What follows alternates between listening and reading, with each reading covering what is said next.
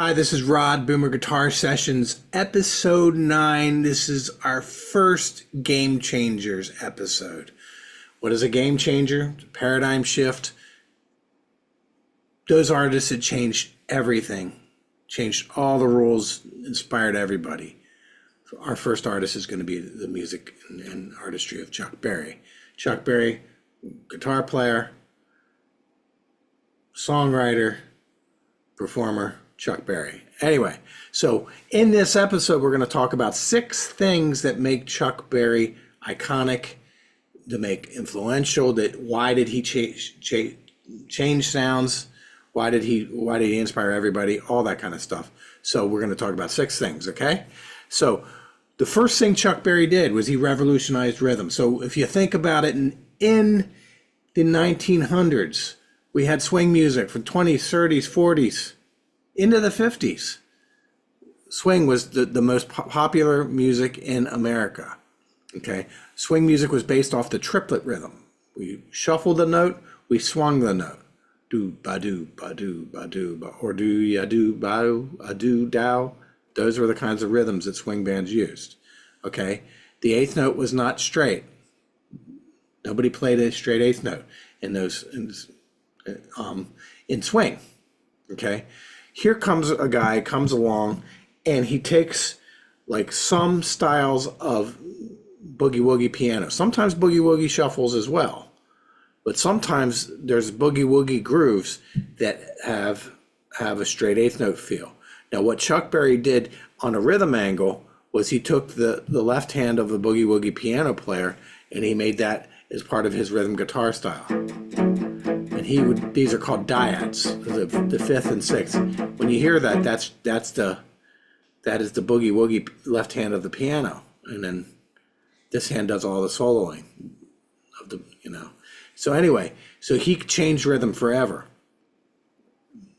Before that, it was do ya dow do do bow boom a do da dun da dun da dun da dun. He wasn't like Chicago blues. He wasn't, that was not his, he was not trying to shuffle. He was not trying to sound like anyone else. Okay. His new rhythm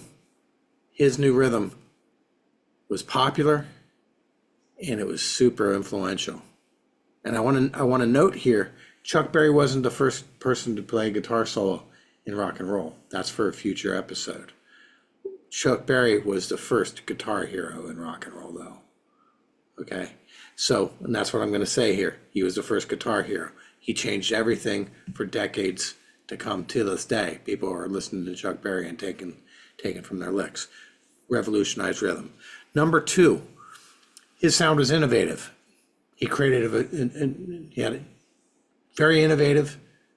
Took from Charlie Christian, swing music, T-Bone Walker, but then he did something different with it.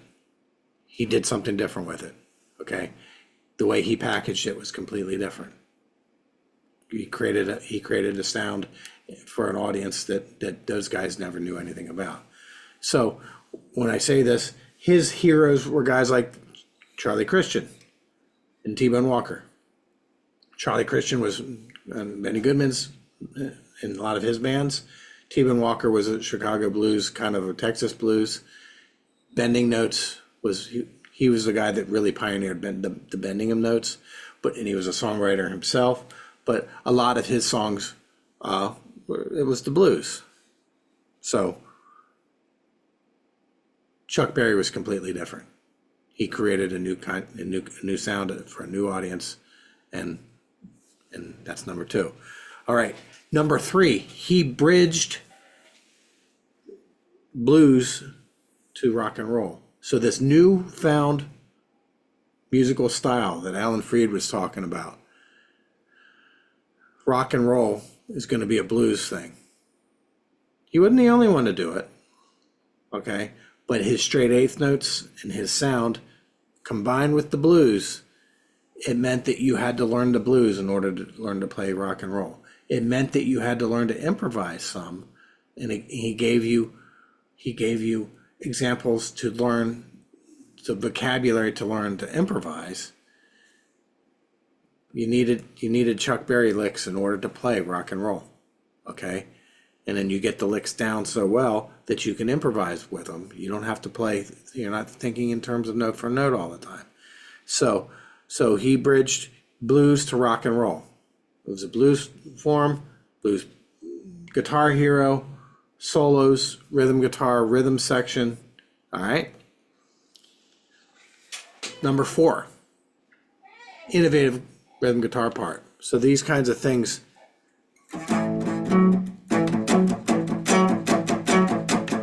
This goes along with number 1, revolutionized rhythm.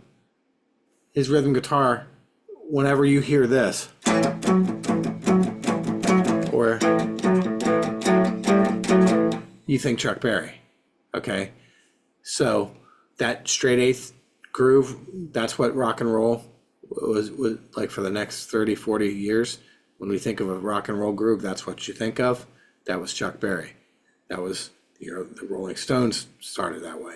So many bands, the Beatles, so many bands. They would not have been bands were it not for Chuck Berry. All right. Number 5, lyrical brilliance. When I say this, his lyrics weren't like the blues guys. He wasn't talking about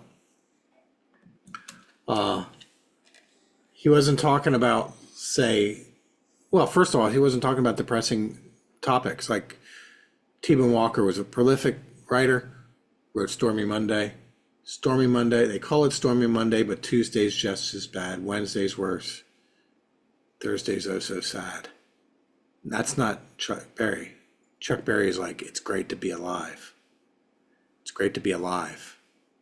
Let's write stuff that is fun for teen America. Kind of like broke down the, like, all audiences like Chuck Berry. It wasn't just an urban thing. He also catered to the white folk of the 1950s when America was segregated.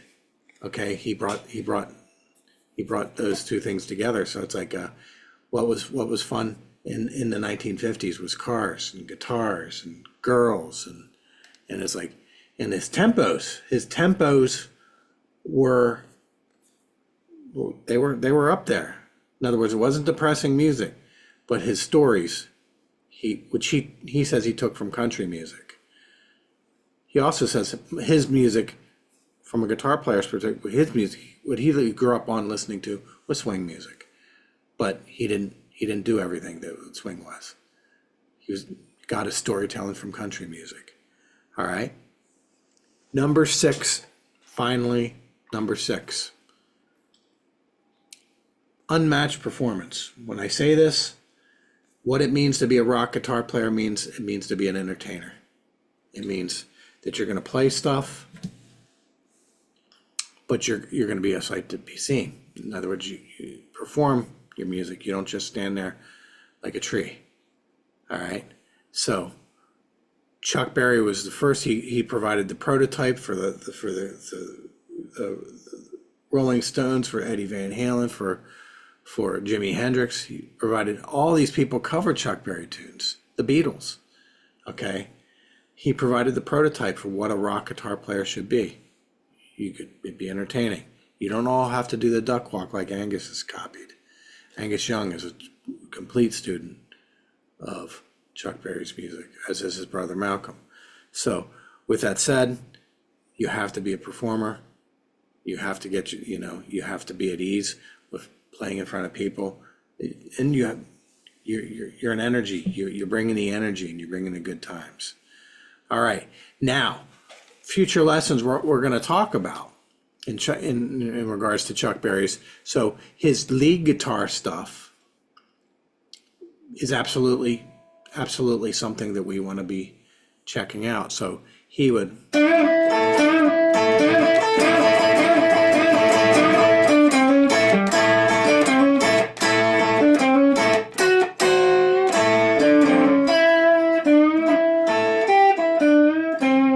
Chuck Berry is great licks to learn. So you're wanting to get into playing lead guitar. He's a great guy to get started with.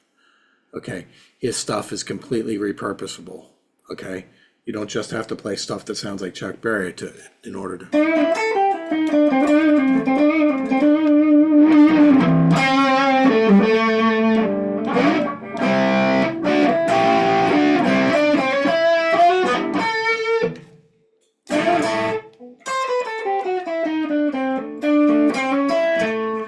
in a future lesson, we're going to talk about all the stuff that makes Chuck Berry's guitar style a thing. What he stole from Charlie Christian, what he stole from T-Bone Walker, and how he was different. But game changer, Chuck Berry. Doesn't matter if you like Chuck Berry or not. Doesn't matter if you know who he is. If you play rock and roll, you play Chuck. Chuck Berry is a part of the ingredients, whether you realize it or not. Okay, this is Rod, Boomer Guitar Sessions, signing off. You can do this. Thank you, thank you, thank you. I appreciate you. And if you like what we're doing here, like what I'm doing here, tell 50 of your closest friends. And I will see you next time. See you then.